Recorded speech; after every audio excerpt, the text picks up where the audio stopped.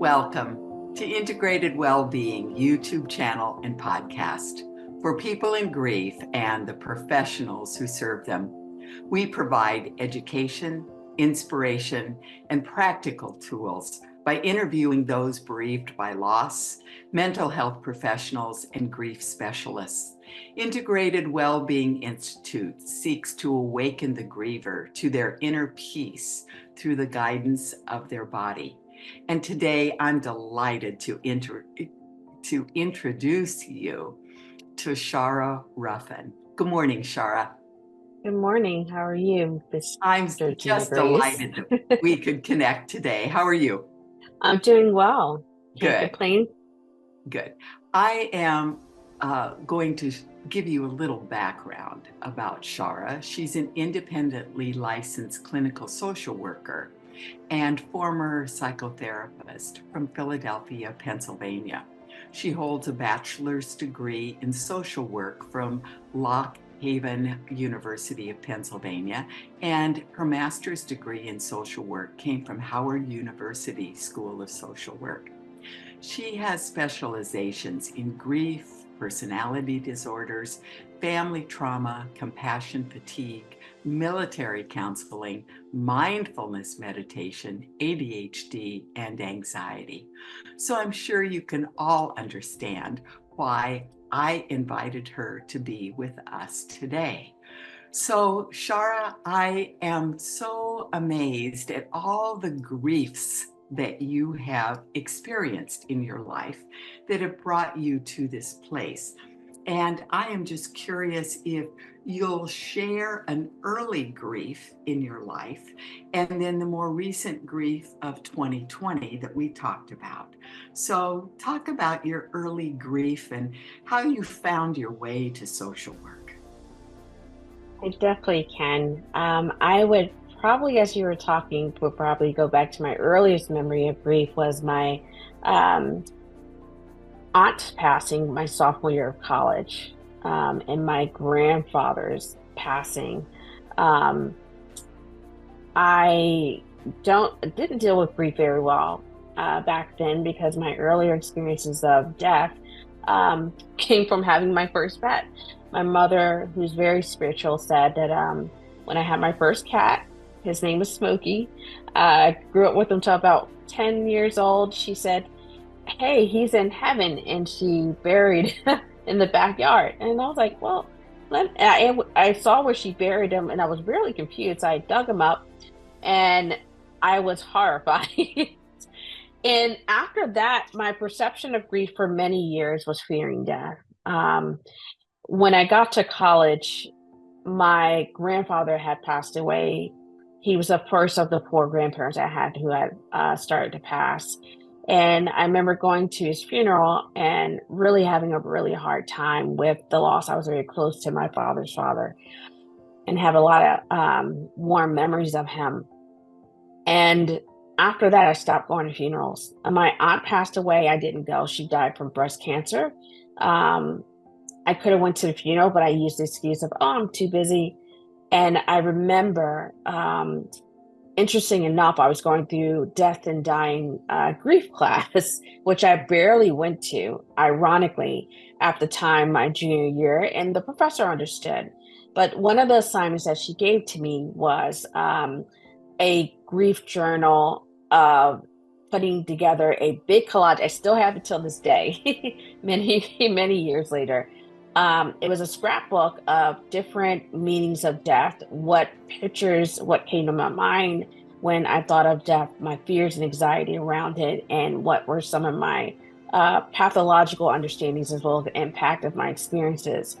And I was already well into my social work degree at that time. I was about 3 years in my junior year. And at that time, I was really struggling, but it wasn't until many years later when I had my first personal impact with grief, personally, with becoming a mom and losing my daughter, who was a stillborn. Um, my ex-husband at the time was in Kabul, Afghanistan. This is a year before my son was born, a year later.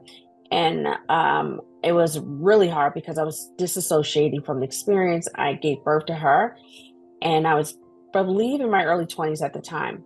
And I just disconnected from it and went right back to studying for my master level license exam and passed. But that impacted me solely in the years that followed. Um, because I really struggled with when I had my son, um, all the impact of having a baby, missing my daughter. My son was born with a kidney abnormality that almost killed him. So there was a loss of the symbolic loss of having to deal with not having a healthy child and having the fears of, am I going to lose this child? Just like I lost my daughter. And there was a lot of mixture of depression and transition that was going on because I eventually, my marriage was a charity and went through a divorce. So a lot of different experiences of grief. I became a certified grief counselor at the time as a therapist many years ago because I wanted to get over my disconnection with death, and a lot of my clients that were also dealing with it. So I, because me being very intellectual and wanting to understand it better, I decided, well, why don't I go ahead and get certified and understand it for myself? And in that, I was able to go through a lot of my own healing process. However, being human, I did go through periods of grief again when I lost my brother, who was 18 at the time. He was shot um, two times in the chest and two times in the abdomen, 6 blocks from my home after leaving my mother's house. That was 2 years ago, in the midst of me building a business, which was very hard. Someone that young, he'll never reach my age. I'm the oldest child, and he was the baby and my mother's last child. Mm. So that was extremely hard. But with that, being able to not fear death and know it was a part of life, and also looking at how my family perceived it, but also the attitudes around death and the early childhood experiences which can shape it. Um, it's definitely impacted how I view it now. So I know I gave you a mouthful. Oh, you did. And you also gave me an opportunity to unpack this and ask many questions. So you went from Smokey's death, of him being in heaven, but you dug him up and then were horrified, to the death of your brother. What's his name? His name is Samir.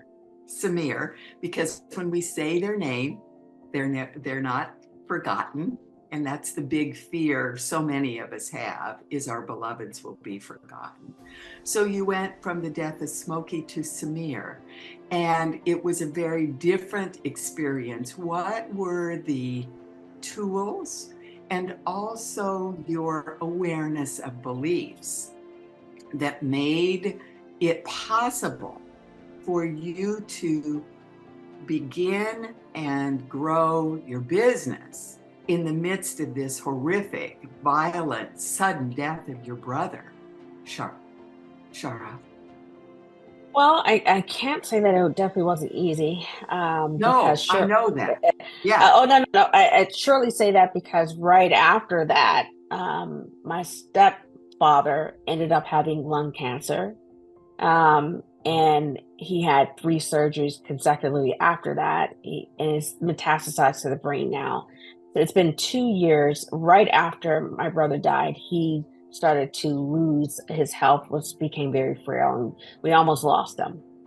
Thank God he's in the cancer still in his body, but it's managed a lot better than what it was. But there also was that fear of, oh my God, am I going to lose him? Mm. And my mother's husband.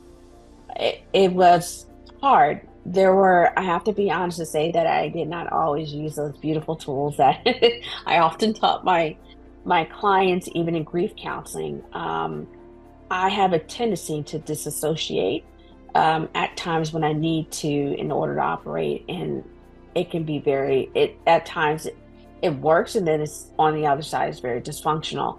Um, the great thing about that time period is I did have a loving family around me. I did have a loving fiance who was very supportive of that journey. He also lost his mother in December. He is the baby of 7. So helping him to go through that, he's still going through the grieving process, of course. But when there's so much that happens around you regarding death, sometimes it can be very numbing. And I think for me, in my family, I was always looked up as the strong one. And the double-edged sword of that is not taking care of yourself and being everything to everyone else, which was a common theme even throughout that period. But seeking support and also just having my family there, but also knowing that it was okay to grieve, that it was okay to take a break, even though it was very hard to do. With everything I had going on, having a family, having people depend on me, being a mom, um, but knowing that I would be no good to myself if I didn't allow myself to feel, if I didn't allow myself to grieve. With my brother, especially, I remember um, helping my mother go through my mother does horrible with death, anything related to it. She just doesn't do very well. And I remember distinctly the day that my brother died, going to the hospital and going through that process and holding my other brother up, who's a year behind him, 2 years behind him. Um, it, I remember being the person that everyone was going to, but in that, I was able to find peace in the sense that my brother died pretty quickly, um, despite the circumstances around it. And we did, even though his murder is still, no one knows what happened in the sense we don't have any closure to it. But I find peace in the sense that he is um, spiritually still with me, and I I still have. My mother says I have a very strange relationship to death, and I'll tell you, I have a piece of his hair in an urn because he was cremated. Every time I go to my mother's house, I will talk to him in his urn. His favorite color is red. My mother hides his urn because she can't stand to see it. So I'll open the break front and talk to him every day. I come in there, I'll speak to him. Um, and it's my way of incorporating and honoring his memory. A lot of people, when they experience death, will tend to not know how to incorporate their losses or in their life, still honoring birthdays and holidays and anniversaries. But for me, it's when I do, um, it's a way of me communicating with them, even though I can't see them, I know they're still there. And that's been a big part of my grief journey is when I was doing grief counseling, is helping my clients incorporate their loved ones even though they're not physically there. And that, for me personally, has always been a very healing aspect of my work, even what my colleagues that I work with now. Mhm. Thank you so much because at the Institute, our new paradigm of grief is you're not broken by this loss. You're broken open to root down into self-awareness and grow into new connections. So what I heard with your conversation just now is you sharing the need to grieve and also to take care of yourself. And by taking time to grieve, that is self-care. And I've really never heard anyone put it that way, Shara. So thank you. Because one of the things I say to my clients is take time to grieve every day.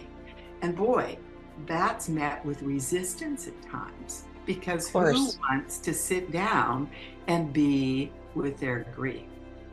So thank you very much for sharing. Now, there's a couple of things that were interesting that our audience hasn't heard before.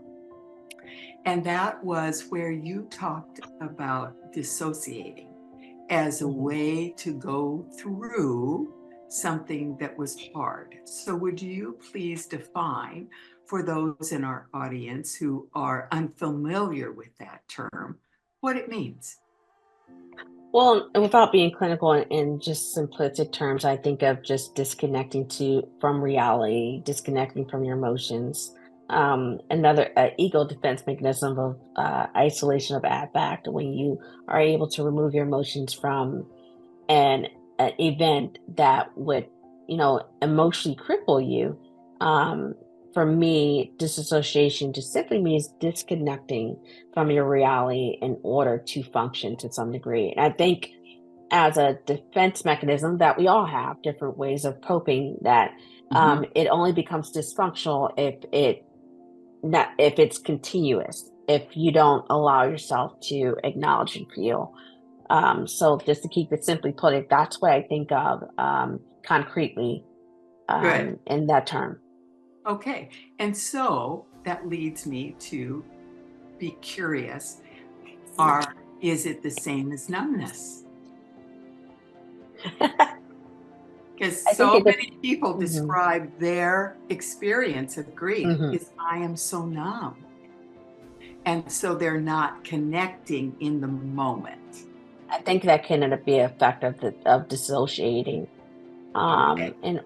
I think that for at least in my mind, I think Mhm. that can, depending on the person you talk to and their circumstance, it's their perception is what it is. But for me, it's always been a side effect of Thank you. dissociating is the numbness.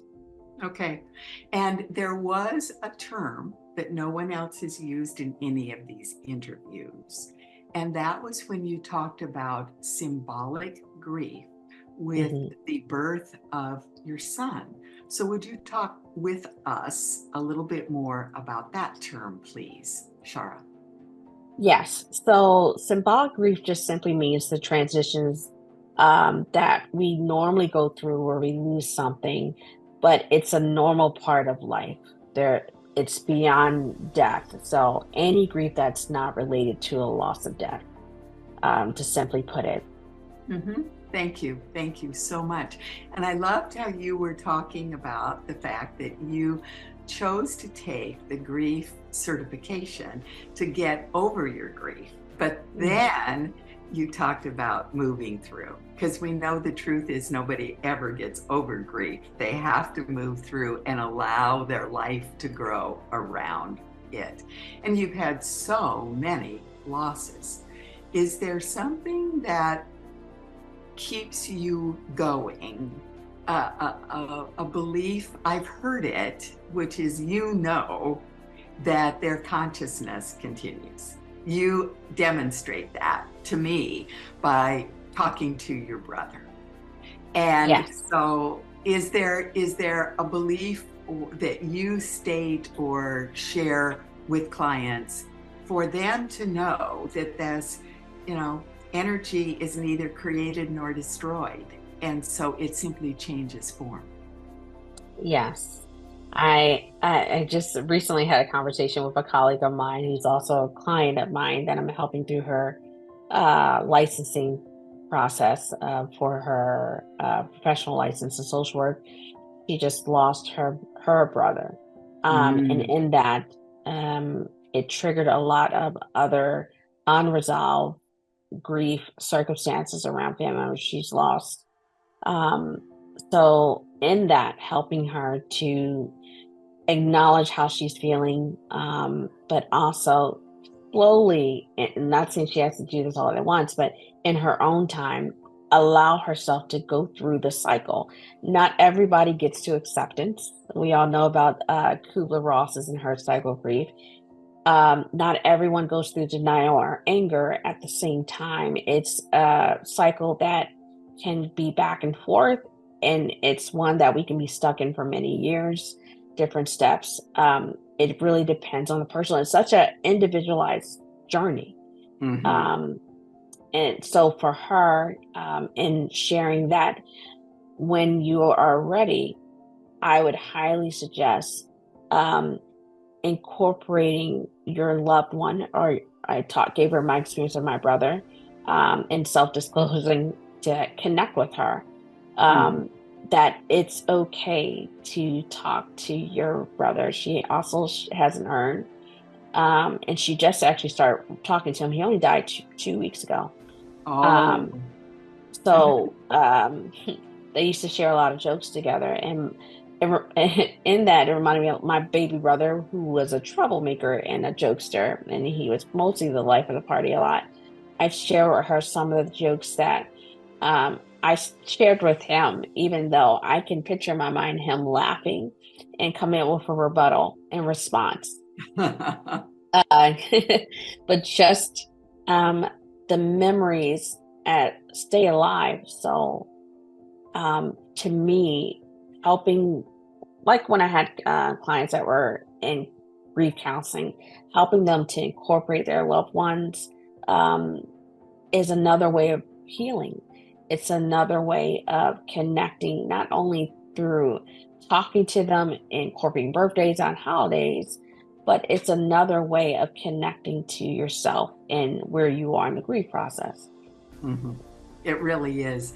And I appreciate that so much because for me, honoring those who have passed and bringing an aspect of them, a quality of them, into my life and moving forward with that quality specifically related to them has been a wonderful way to honor my mother. My mother always showed up, Shara, with her hair done perfectly. Mine never turns out perfectly, but I try.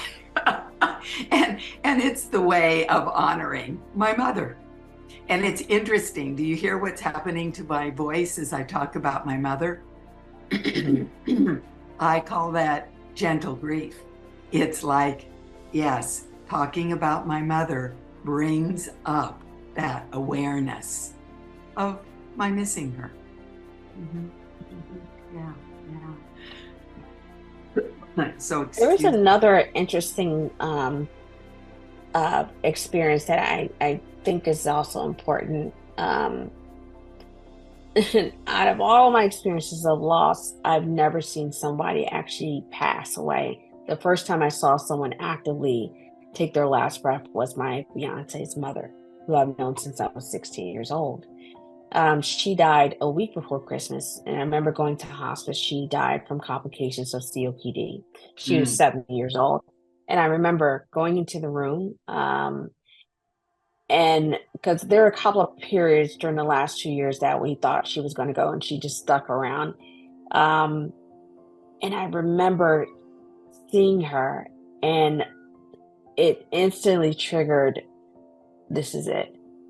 My fiance had never seen the signs of the body shutting down at all. He thought she looked like she was in pain. I said, "No, honey, she's dying. Her body is going through the process." I had went through all this with my grandmother because I had seen my grandmother in hospice as well, but I never saw her take her last breath because I left the room and she took it when they were changing her bedding. And the same body um, breakdown that I saw is the same one I saw in her. And I remember we were all sitting there and we're all talking very low. We knew that she could hear, um, and just being peaceful and just sitting with her. And I remember looking up at her after I talked to her a little bit and thanked her for giving me her baby boy, who's now 40 and soon to be my husband, and sat down with her, and her breathing started to slow down. And I remember it stopping and then starting. And I remember she moved her mouth, which she hadn't, because her mouth was open most of the time, as if she was gasping for air. And I remember looking up and I said, "My God, she's doing it." And we went over to her bedside, and I had nudged my fiance. I'm sitting here with both of them, my fiance and his sister, and they're crying. And I said, "She's getting ready to take her last breath. I need you guys to tell her. Just tell her what you feel. Tell her that you love her while she's here before she leaves her body." And I'm rubbing both their back and I'm watching her. And it was such a beautiful, sad, but beautiful experience to watch her take her last breath. Well, she took it. One tear came out of her eye. She was gone. mm, The two people in her life that took care of her near the end of her journey, she had 7 children, my fiance and her oldest daughter were the two that took care of her the most. For them to be around her when she actually transitioned was very peaceful. I had never seen that before. And that's still, even, it's been since December, it's now 3, 4 months later, it still stays with me. It totally changed my perception of looking at life every day, despite the experiences that I've had on my own. So I wanted to share that here because I remember talking about it for a couple of weeks after. Like, it hit me like a ton of bricks from the time, 2 periods of our life that we are, that's definite, when we're born and when we die. What happens in between is up to us. Our first breath and our last breath. Mm-hmm. And what that brings to mind for me, Shara, is a book I read and studied many years ago with a group of people from my spiritual center. And it's entitled Everyday Sacred. And that's what I just heard you describe in my experience, was the sacredness of that. Because the people that cared for her the most, your fiance and his sister, were there, that you were there to bring them close to her, to make sure that she heard from them the love, and the last words is truly sacred and miraculous in my experience. It was, it truly was. And it still stays with me on the days that I feel, and we all go through those periods where life experiences and we get stuck in a day to day. But in that, I always think of that moment. And I think of that moment because it reminds me of how fragile life is, how precious every moment is, how many times we don't think about this lovely ticker that's in our chest that beats, and when it stops. Sometimes I'll catch myself right beside my partner, and I'll put my hand on his chest. And he's like, "What are you doing?" And I said, each day we move forward, we're getting older, and your heart, as strong as it is today, it may not be tomorrow. One day it will stop. So I'm just going to lay here. I'm just going to listen. And he's looking at me perplexed, like, oh God, she's doing that therapy thing again. But it's it's one of those things that ever since, it's funny because he did that to me right the next day when his mom passed. He just called me close and just put his hand on his chest, like, what are you doing? He's like, he said, I remember when the nurse came over and checked my mother's heart to see what was going on, and it was going, and I just wanted to listen to yours because that's what I remember. And so when we allow ourselves to be transformed by these experiences, our lives are truly richer, is what I'm hearing you say. And so it's a way for each of us to live in that connection of the power within us, and then it ripples out to everyone around us as that peacefulness, that centeredness, that presence that the world is so desperately in need of right now. Yes. So thank you. So what I'd like to do now is transition into another kind of grief. Because what was so interesting, the way Shara and I got connected, everyone, is that her assistant reached out to me and said, would you be willing to be a guest on Shara's podcast? And he went ahead and sent me your one sheet and questions. And I looked at this woman and said, oh my goodness, she works with social workers.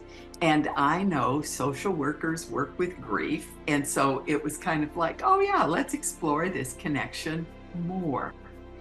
But what's interesting for me is the unique grief that many people go through as they're attempting to get their license. Yesterday, I read one of your posts on LinkedIn as an expert for them. And it was interesting because you were celebrating someone passing their licensure exam on the fifth attempt. And I'm imagining that they had tried and then they came to you and then they did it. So there's a grief in that. My brother, Alan, just passed his certified financial planner exam. And the first time he took it, Shara, was in 2016, and he failed. On that very same day, he got the diagnosis of cancer in his tonsil. And he said, Georgina, I was more disappointed about failing the test than I was about the cancer diagnosis. So what I know is the grief that so many of your clients go through, it's very different than most of the people's grief that are listening, but I'd like you to share some of that with us, please, because it's that, we overlook it. I do. My work was very much empowered by my story of failing the exam. I had two licensing exams to take, but 10 years apart from each other. That process usually takes 2 years, but it took me a decade because of my own life journey. I had failed one of my licensing exams straight out of grad school by 3 points. Oh, Um, and then right after that, I lost my daughter, took my exam again and passed.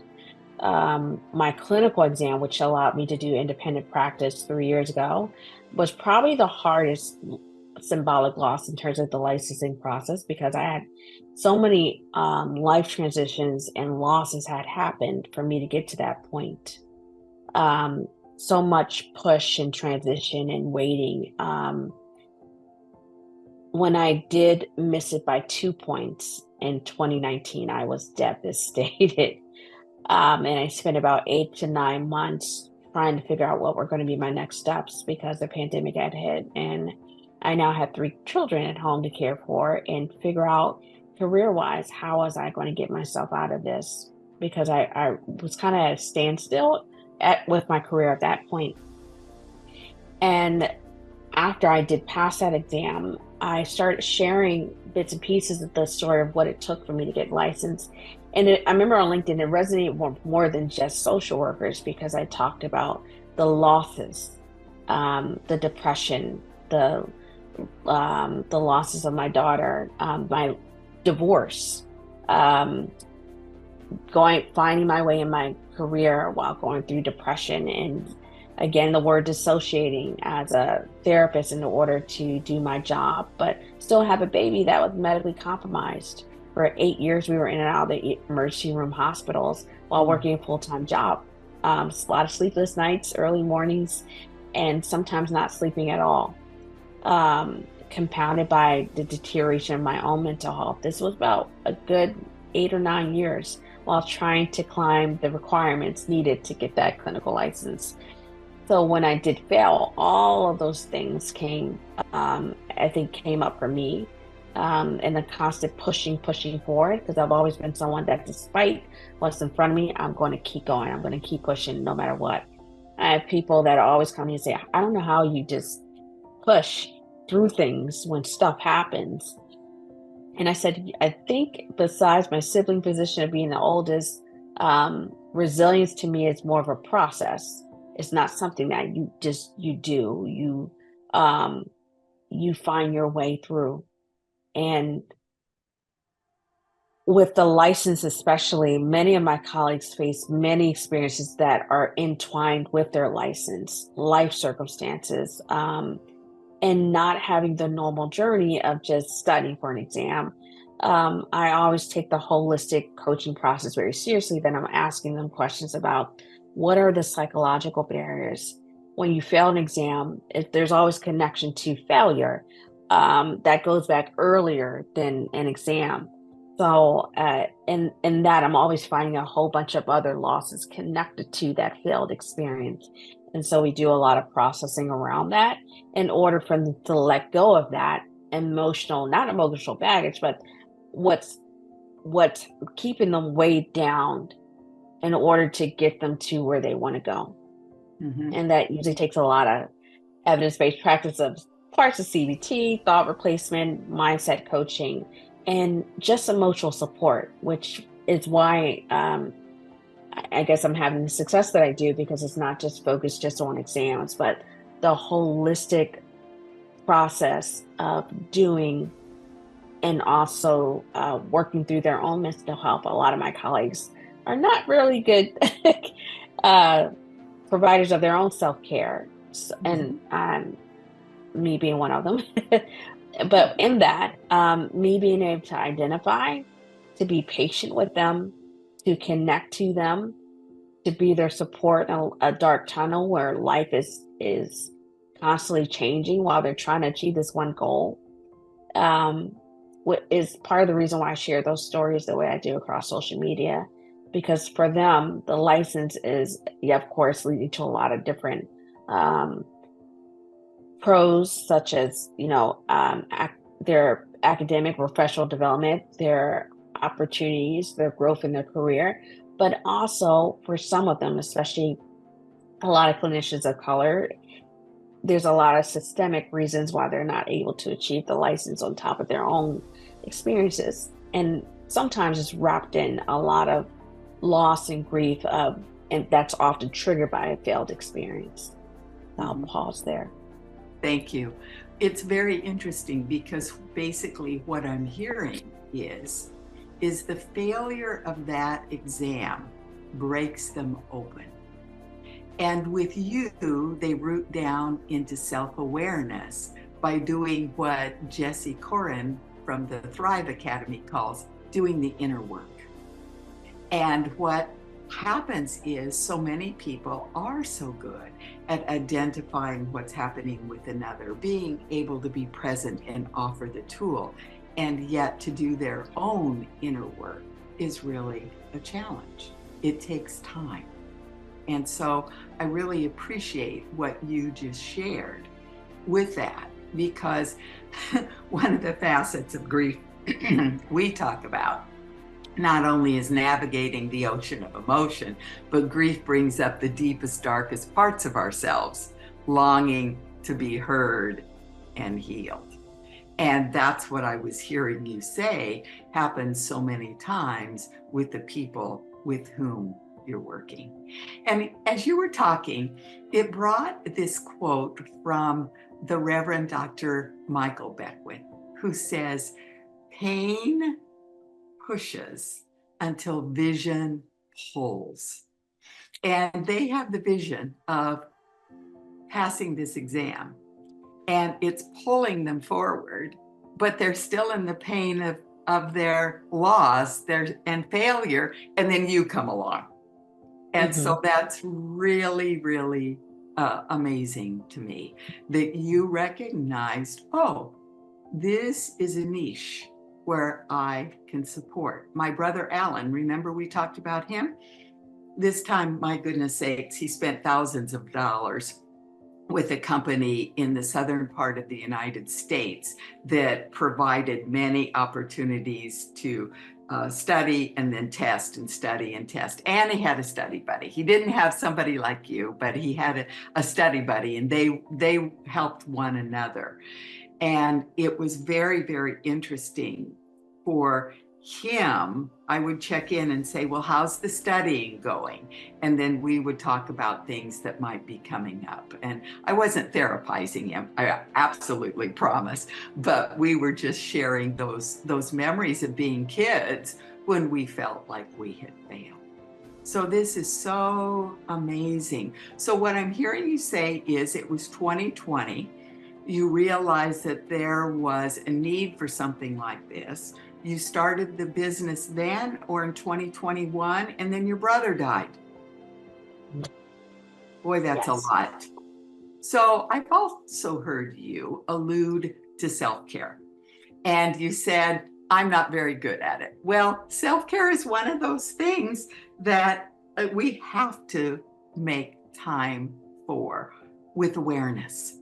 So I'm curious, you have so many hours in a day, you have children, a fiance, a business. What is the 1 minute you take for yourself that brings you into a place of presence and peace? I would say, as soon as I get out of bed, meditation. When I don't do that, I become very emotionally dysregulated and my reactivity level changes. And I become very much aware of that. When I don't, and there have been times where I've got so busy that I would just jump out of bed and go about my day. And then I find that I am just a ball of anxiety, a ball of anxiety. Um, so in those moments, grounding myself, having my little mindfulness ball, doing a lot of grounding when I need to pull Mhm. myself back into my body. Even when it's uncomfortable, it helps me increase awareness, and hence I Thank can you so change it. much. Mhm, mhm. I had the opportunity for a connection this morning before our call, and I postponed it simply because I was not in that place of centeredness and peace, and certainly wanted to be there because I knew that there would be so much that you and I talked about, and there would be so many learnings for people grieving as well as the professionals who serve them. So, as our time together comes to a close, I'm so sad it is. Is there anything else you would like to share with our audience, Shara? I feel like we've talked about so much, so much today. At this time, probably would just want to say that grief is definitely a journey. I am nowhere saying that I am healed from all my experiences. It comes and flows, but as time goes on, I'm able to deal with those emotions and recognize them, and connect to them more than I did when I first had the losses, which for me tells me the growing points of that journey, and where I'm at. I think it's just important to be able to just connect to yourself. You know yourself the best. And with grief, know that it's not an end all process. As long as you're living, there are going to be different facets of grief, whether it's death or through symbolic loss, which are not the normal transitions that we go through. But again, the old saying goes, is it's how we approach them that matters more than the circumstances of them happening to us. So Mm-hmm. that's what I'll leave it Mm-hmm. with. Yes. And when we realize it's happening for us rather than happening to us, we can go into that place of curiosity and discovery, even though it may suck at the time. And and it's not something we asked for, but here we are because life is. So it has been my joy to be with you this morning. Thank you for all you've taught all of us, for your presence and the wonderful work you're doing in the world, because we need social workers more than ever to be able to reflect to us the truth of who we are, that we are a light. Sometimes it just gets covered up. So thank you so much. All the best with your work. And what will happen is your full biography and photo and contact information will be posted under this um, these these links. So many thanks for being here with us today. Well, thank you so much for having me. You're welcome.